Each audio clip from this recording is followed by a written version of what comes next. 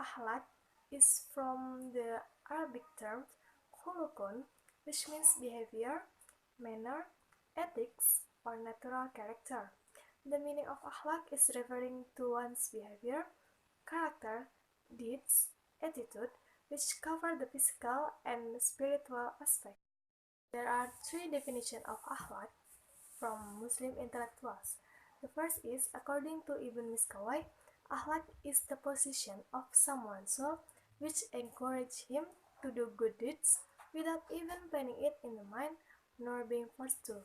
The second is, according to Imam Al-Ghazali, akhlaq is the phrase about living condition in the soul where all behavior stems from it with great ease without requires a process of thought and contemplation.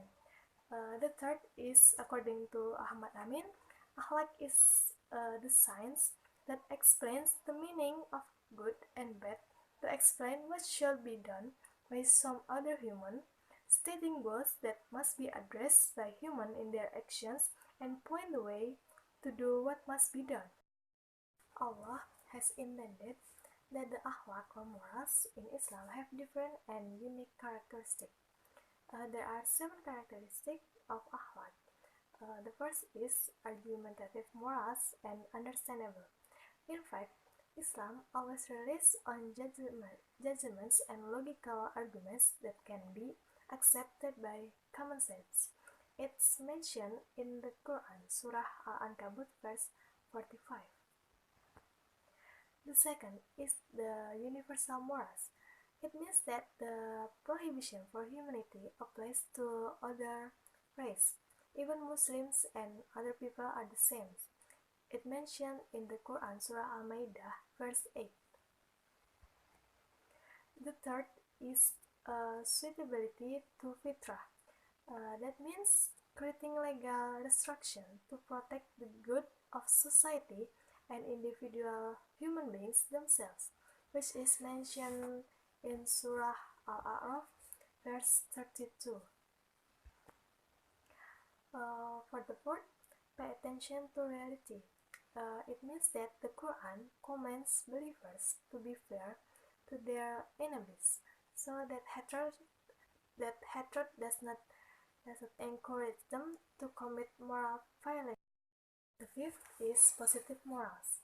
It means that Islam teaches us to increase strength, struggle, and continue to do good deeds in earnest. It mentioned in Surah Al-Maryam, verse 12. The sixth is comprehensively. This means that existence of Islam ethics, which includes human relation with nature, globally and in detail. And the seventh is tawazun or balance. This means combining something with harmony without excessive attitude or reduction. For example, a balanced attitude to pursue the world and the hereafter, which is mentioned in Surah Al-Baqarah, verse 201. Factors of moral formation is there are 2 main factors. One is internal factors. It means that traits that carried from birth, and 2 is external factors that influence outside of human self because of action and interaction. The first is instinct. Every human behavior is born of a will that is naturally driven by instinct. Humans have several instincts, including nutritive instincts, sexual instincts, paternal instincts, combative instincts, and godly instincts. First, nutritive instincts. There is a desire to eat without being forced. Second is sexual instincts. It means the nature of seeking and needing life partner or a mate partner. The third is paternal instincts. It means the nature of parents' love for children and vice versa. The fourth is combative instincts. It means the nature of self-defense. And fifth is godly instincts.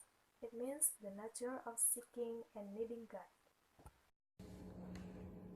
One factor affecting ethics is heredity. Humans usually get physical and mental inheritance. For example, is body shape, and then intellect, mind, feelings, and etc. It can be got from DNA formula, and for mental inheritance, it can be got from habits which be taught by the parents to their children. Azam or willpower can move people to do something with serious. Azam can be intention. The intention can direct people to do good things or bad things. And then the disease from Azam, for example, is weakness of will. The solution is strengthened by practice. And then strong will, wrong direction. The solution is remembering Allah in our activity. Motivator of human behavior to stay away from bad instincts, it can be two. The first is tanzir. Tanzir is warning or torment to the wrongdoer. It's like a torment of hell. And then the second is tabshir. Tabshir is good news that heaven and happiness for people who do good things.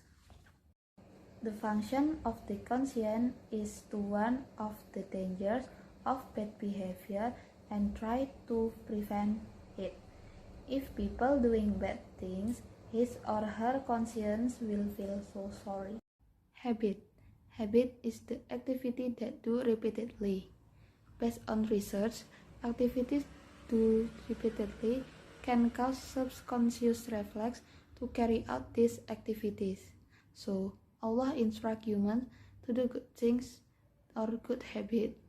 In order to, humans will get pahala easily and do good things will not get trouble. Environment. There are two kinds of environment. The first is natural environment.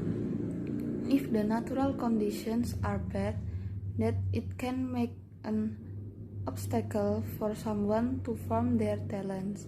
People who live in the forest, on the mountain, and in the coast will have different habits and different ethics. And then the second is social environment. Humans are creatures that need another people to fulfill their needs. So the social environment very important to form the ethics human because certainly people have relation with other people. The application of ethics in Muslims' life. It is a phrase that said faith grows and develops in a clean heart.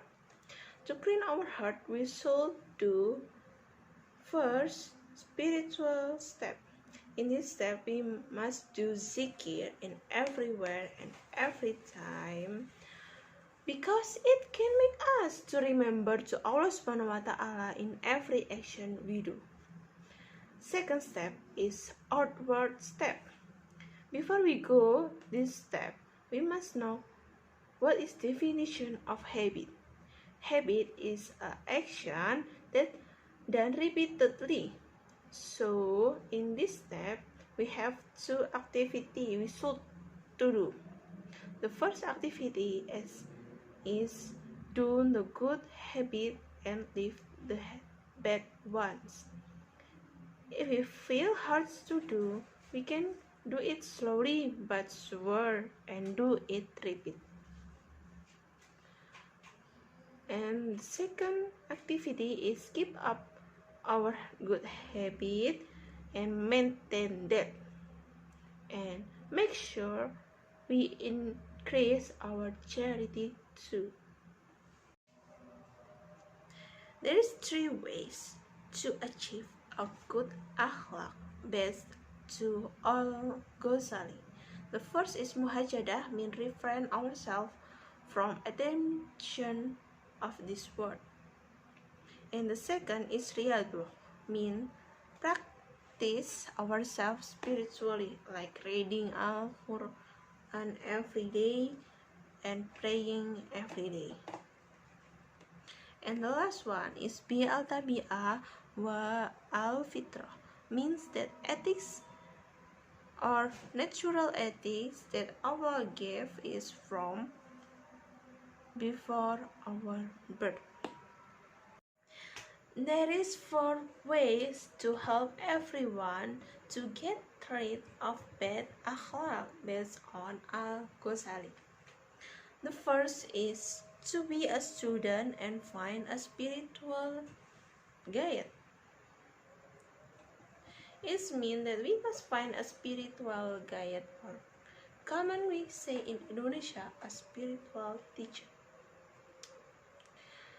Because with a spiritual teacher, we can know how to be more a good person, and they can give us a suggestion and also remember us if our ethics started deviated. And the second is looking for sincere friends who help us to evaluate our bad ethics.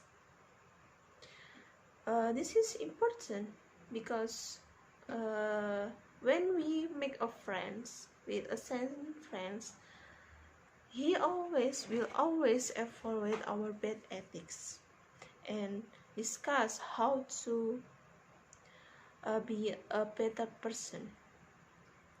And the third is knowing our bad ethics from someone help us. It means that the way of haters can make us be more better person, because haters will always looking to us for everything, and directly they evaluate us, so we can do better what they say. But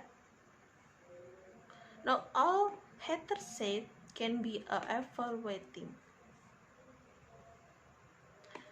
And the last is hanging out with many people. It means that our bad ethics will more appear, and it can be an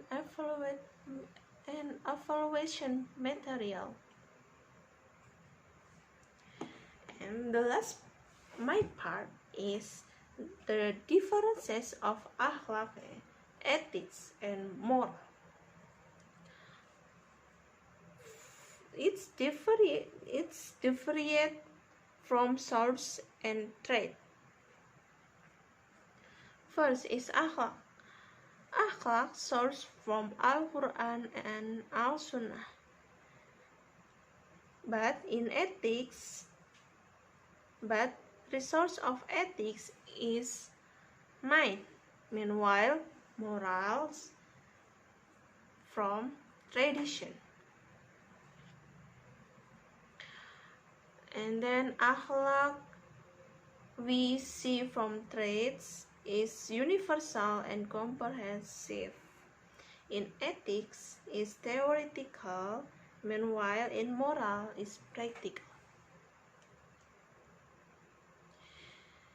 In one aspect, akhlaq are result of tasawwuf, but in another aspect, akhlaq is a human effort in zahirah, or through knowledge and charity.